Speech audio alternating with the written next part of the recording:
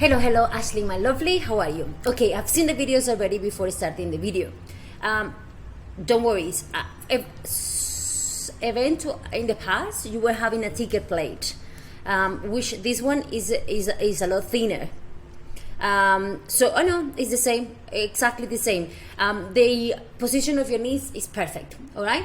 Now, I want to explain you where you might find confusion. So, I know that normally everything that I cue to you, it will be make sure that your knees are on top of your ankles at the bottom of the position. Make sure that your knees are on top of your ankles at the bottom of the position.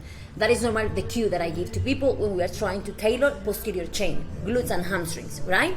Now, when we want to target quads, that is a lot more knee flexion, right? In order to get knee flexion and ankle flexion, the knee will have to be over your ankles at the bottom of the position, and that's the reason why I get you doing it on a plate. When you have this movement, obviously it's a quad movement, it's a quad focus movement because it's a squat. The name says squat, all right? So squat movements, whether that is split squats, whether that is any type of squats, its main muscle is going to be the quads. But we play, I'm afraid that this is just gonna get it. We play with the foot positioning, or we play with the hips, knees, and ankle positioning to see if we want to target more quads or if we want to target more posterior chain, right? So on all the quads movement, like split squats, when we want to target glutes, I still need to figure out how to put this camera so you can see my whole body. It's not like I'm huge. Imagine if I was big. Just need a little more space in here. So, if we were doing split squat that were quad focused, we then do it in a way that at the bottom of the movement, the knee is over the ankle. Like this, you will feel it a lot more on the quads. But what I do in order to keep the knee safe is I actually get you to go on your heel elevated, and that will straight away change the angle of the movement, which will allow us to have a lot more quad focus. And I'm gonna be sending this to everyone. So that is why when we do glove squat, normal, without the feet elevated, we sit down here, and at the bottom of the movement, the knees are immediately on top of your ankles. Let me just put it below. So we come here, and this is the normal glove squat, which is still quad focus, but it's still posterior chain focus. If then I later add the heel elevated, that straight away allows you to have a narrower stance where your knees are gonna be over your ankles at the bottom of the movement. All right? You wouldn't be able to do this if your feet were flat. Look, and I am very mobile. I cannot go down, even if I try. Here I'm not stepping. Look, here. In order for me to go down, I need to go wider stance. Okay? That's why I gave you to do it on a narrower stance, feet elevated, and then you can go low, and then we target quads. So that is brilliant on one side. Now on the other side, this one. Thank you for all the angles, and this is why I love Ashley, by the way, ladies. This is why I love her, because I tell her, hey, can you give me more angles? When I was a personal trainer, I would walk around you, but virtually I cannot do that with you, so I need some angles, especially when we have been looking at a specificity of training, or when we have been looking at small details in technique perfection. So what I told Ashley is to give me different angles, because I was expecting that her arm position was a little bit weird on the previous videos. And now she gave me different angles, and I can tell that everything that she's giving me, or I have given feedback to her, she's applying, which was leaning towards the side you are working, get yourself in a position where it's just your arm that is moving, not the rest of your body. So don't rotate, don't look around, just let your arm. So she's there in a very, very strong position. But what I can see now here is the problem is that when we start the pull movement, it's really clear to me, and I hope this is going to be clear to you. I'm going to put it slower as well. When we start the pull movement here, we are starting the pull movement with the elbow still far away from the body, and we only just bring the elbow close to the body at the bottom of the movement. You see, it's super clear. So from the moment we start the movement, from here, the elbow is heading away from the body, but then I have been telling her to drive elbow into the body. So at the end, she realizes, oh, this is far away, so I'm gonna have to bring it closer to me. So how we improve that?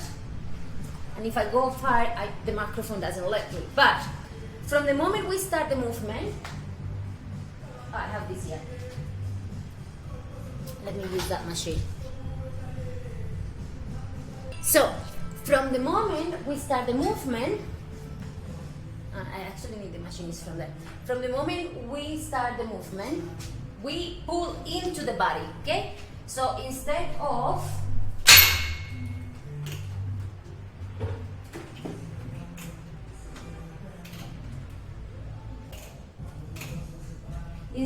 pulling away from the body and then coming here, okay, I need to figure out how to set up that machine.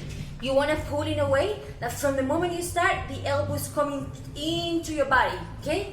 This is one thing, and then coming here, obviously I'm exaggerating, but it looks like here, here, here, here, here, and then we catch up, no? Yeah, here. From the moment we start the pull movement, we're gonna drive the elbow into the body.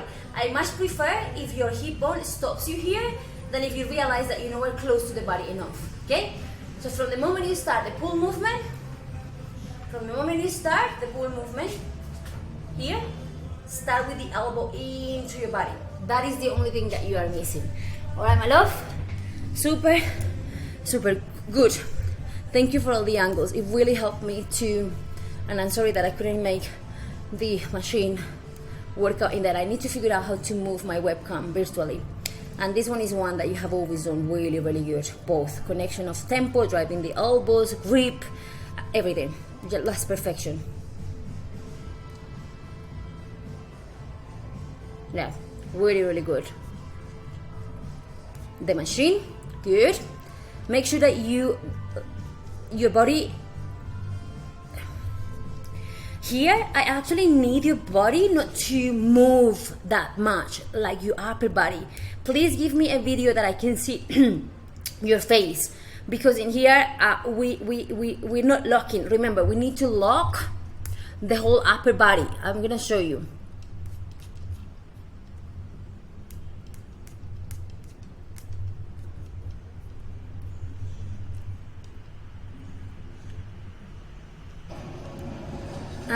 No, it's because I go to you. Okay, I need to give you the right machine for that.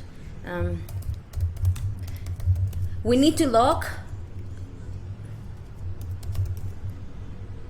Look, this is what I mean. I need to see you, the full body, because when doing the hip, look, feet are placed. You see how my body doesn't move? At the point, it's just my hips. Your knees so I am caving. facing forward the whole time, and you see that it moves a little bit. It might be the angle of the video, but I minimize the movement, and because I'm so small, I am now doing it with the plate in here, so I can actually lock the movement at the top. But send me a video where I can see your whole body, so I can give you a better feedback and I change the exercise for you. Okay?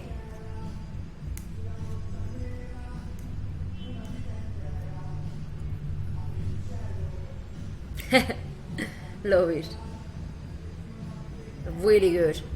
Okay, this one we have practiced it enough. I'm sorry that I'm skipping the movements. I have seen the videos, and I'm gonna look it on my own time right now after finishing the video. I just wanted to skim through the videos and make sure that I'm targeting the main things. So I changed the video for you there. This one is okay. I explained to you the difference, and that is perfect. Here, start the movement driving the elbows into your body. I change your video. This is perfection, and I change your video in here. So send me a video that I can see. So just literally move the tripod so I can see your face and your torso when you do this. Bye bye.